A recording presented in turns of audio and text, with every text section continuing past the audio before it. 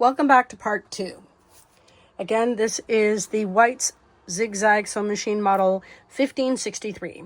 In this video, we are going to talk about how to thread the machine and how to wind the bobbin. And then we're going to talk about how the cam shafts work. And I'll show you how the stitch works. So for now, the first part is threading the machine. So I've got I want a brighter color of thread.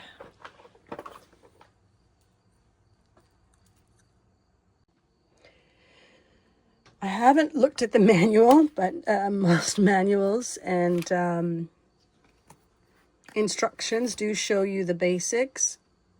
So I was looking at it, and you can see at the top here, which comes with this machine, there's a part up here which wraps first, and then it comes to this part here, comes down through the thread tension gauge, up through the shaft, it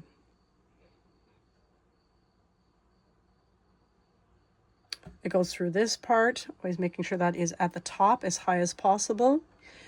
Then this will, as you can see in the instructions, go through here, which is through here. Now that just slides through because there is a cut space in between. And then it comes, there's a hook down here, which is showing right here. And then it shows through the needle, which shows left to right. I'll do that fast.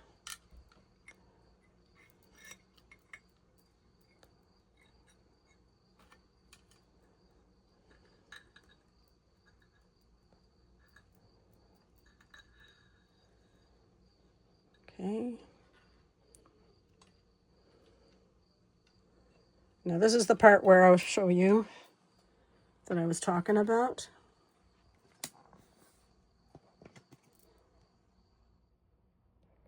It just slides through like that. And then this one feeds through the top.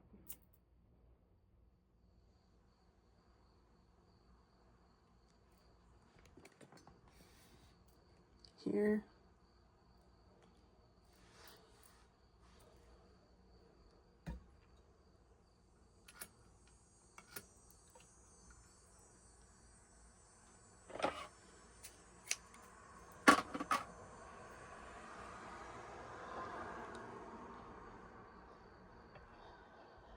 Comes back down.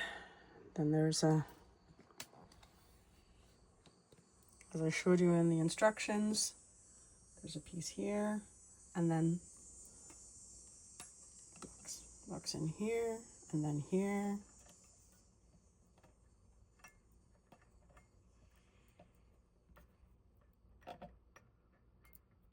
And then left to right to thread the bobbin. To thread the needle, not the bobbin, because we're not at the bobbin yet.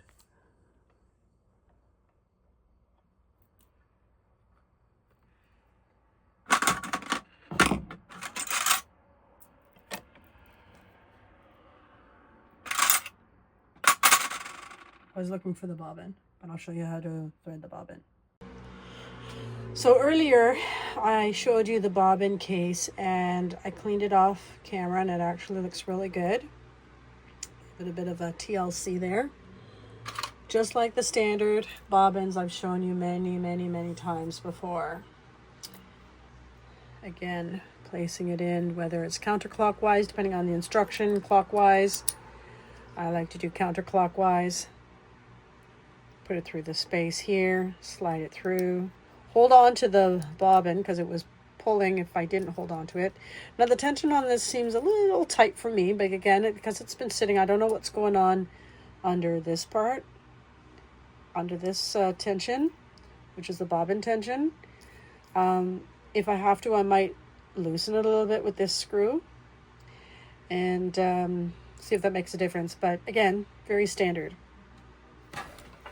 like many before. So lifting this up, if it's on a machine, sorry, not on a machine, if it's on a table, You would just lift that up. I like to hold the bobbin in place. I always like to make sure my thread is to the left of me. I like to just put it in here.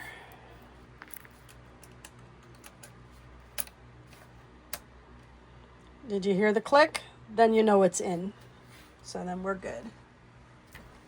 Now that I have the top threaded, I'm going to turn the handle on the side, holding the thread on top, and then just turn the dial until it picks up the thread on the bottom. Now something didn't come up like it was supposed to. I'm not sure why. Now I did have the thread in the bobbin area already.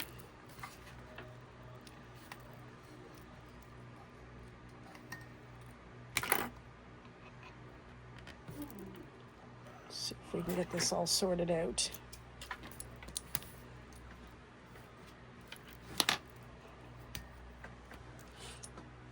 Let's try this again. Put the bobbin in till it clicks. Pull the thread towards me and lift it up, and it should pull it up from the bottom. So that's a good thing too, that if you try to turn the thread before you put the bobbin in, it could actually have the thread caught under here on this.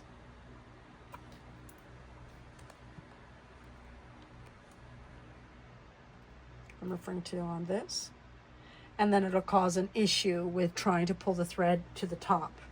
So always just make sure the thread is not causing an issue from the top portion.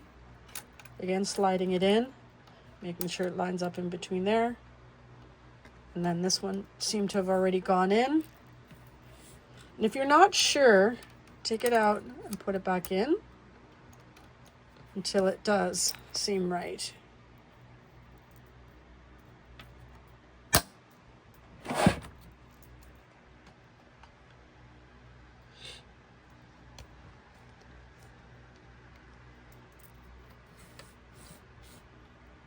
And then pull it to the top. And that's good. See with a piece of fabric.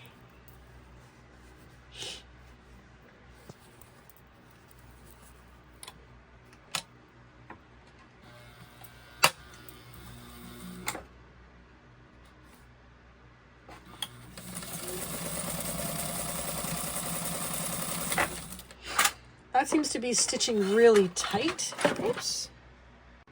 I want to see what's going on with the stitching. It might be in here.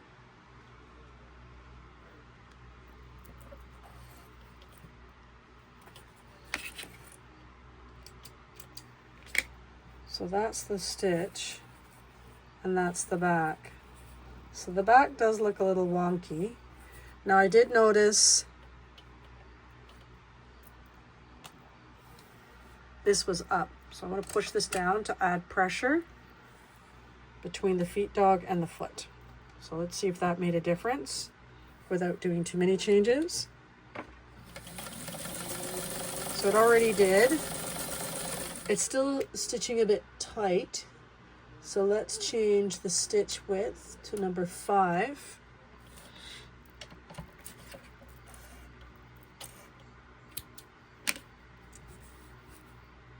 So this seems really, really tight, but actually really good. All right, so let's see if that changes the width.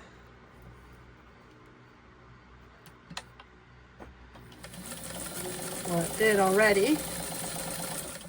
Perfect. Beautiful. So if you notice that even though that was a tight stitch, this is the different width. And what I did is I moved this to a number 5 from a number 3.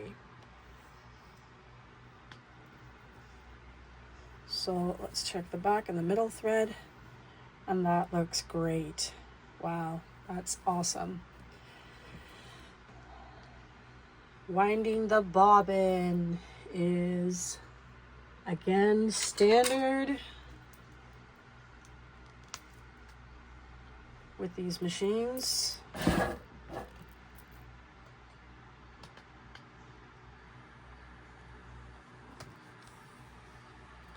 The instructions will show it as well, but for me, I'll show you. So I'm going to cut the thread from here because I want these two to stay. And then I'm going to pull the thread and I'm going to come down to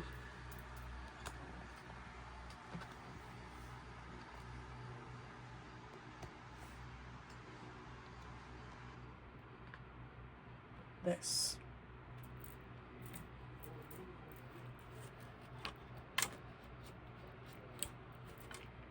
So that looks okay. But that's what you can do to clean anything away from machine, from the thread tension. So we're going to come under, come up, and it looks like when we put the bobbin in,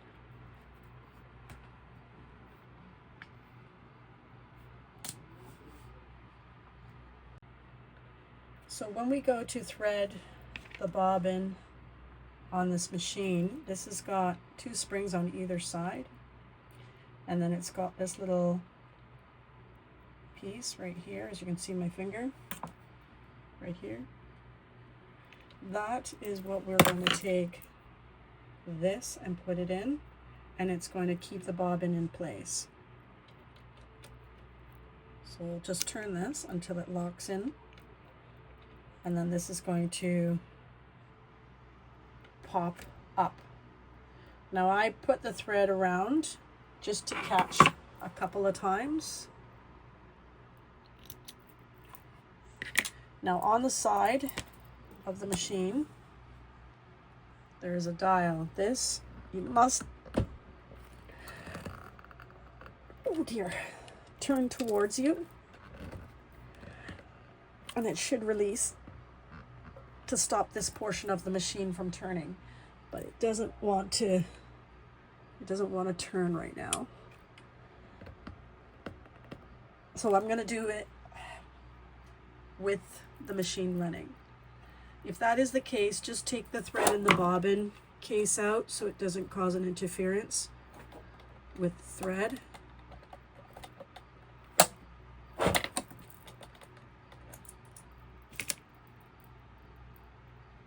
Because you don't want that to cause a problem while you're sewing. But this is just to give you an idea.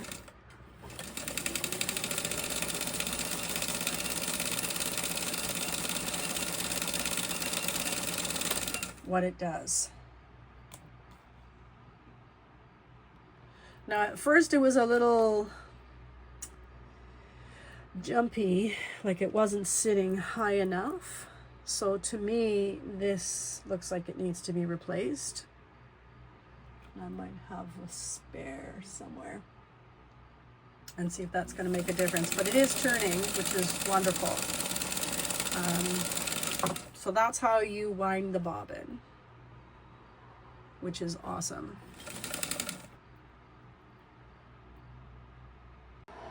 I'm going to get an understanding of the cams. This is the container that it comes with, and it shows you all the decorative stitches.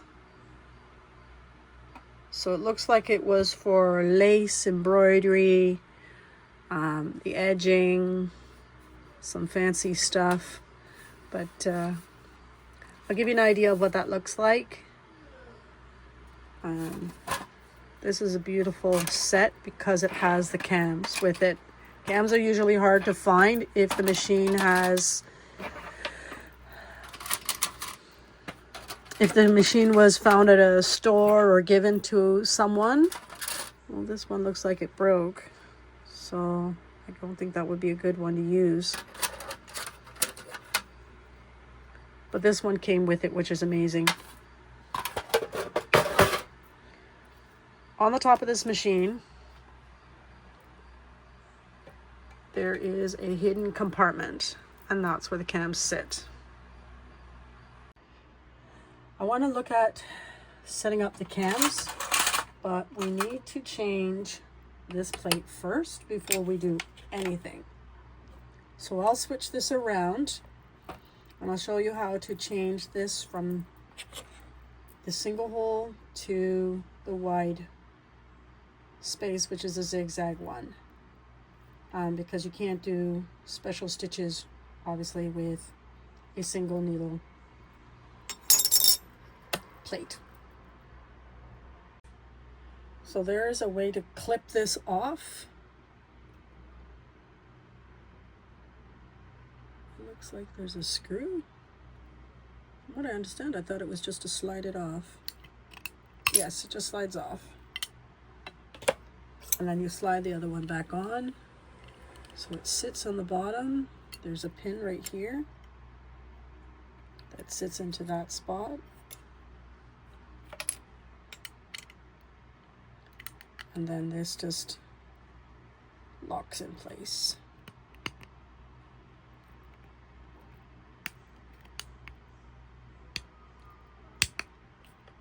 And that's it. Now it's on. And then we'll put that back on. On the top of this machine, it has a compartment. In here, it has a little pin that the cams sit in. So we'll just put that in. Now,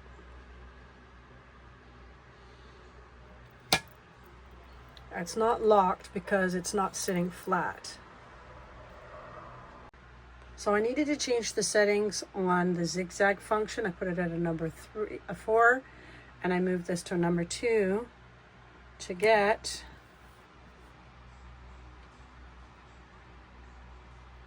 this cam to sit flat, and then the lid will come down.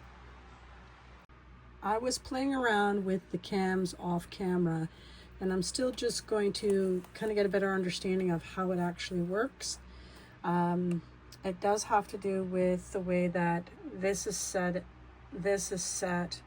and the tension on this in order for this dial to change, because right now it's going to shift up to create a pattern.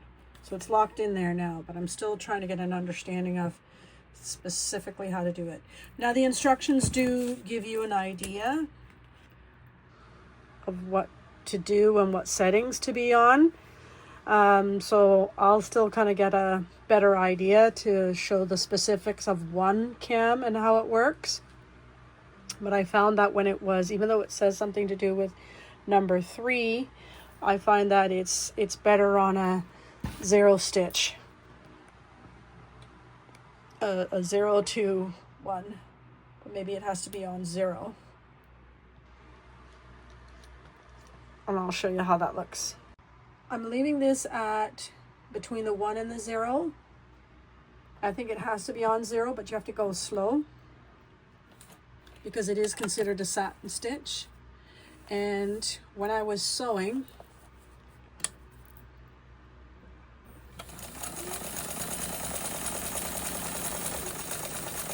it was actually causing the pattern.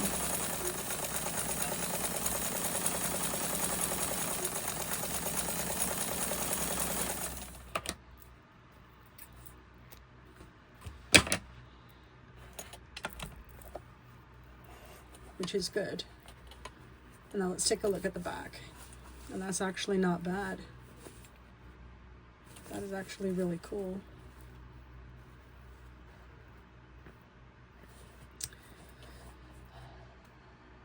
Very pleased.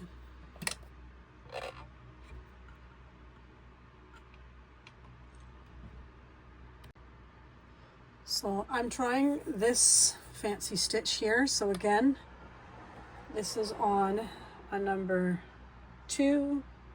This is between the 1 and the 0, so it looks, it should be on 0. This lever is to the left, and then the cam was replaced with the other one,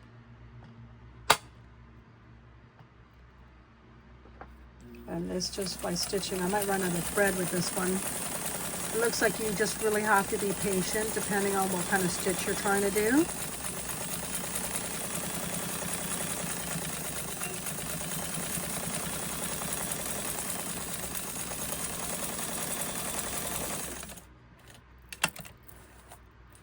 And there's the fancy stitch.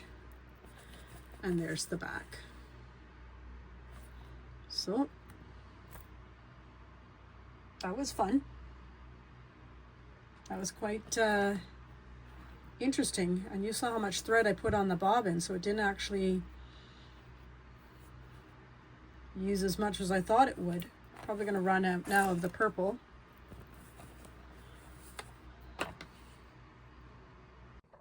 I did some more research on this machine online and found that it was manufactured in 1960.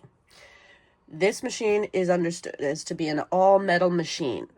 It was highly recommended for a lot of great projects. Projects that worked with select materials such as denim, leather even, because it can take multiple layers through the foot and the dog feet. With the pressure gauge at the top, you had a lot of control. What it was also great for was the fancy stitches through the camshafts. So I'm really happy to see the results of this machine.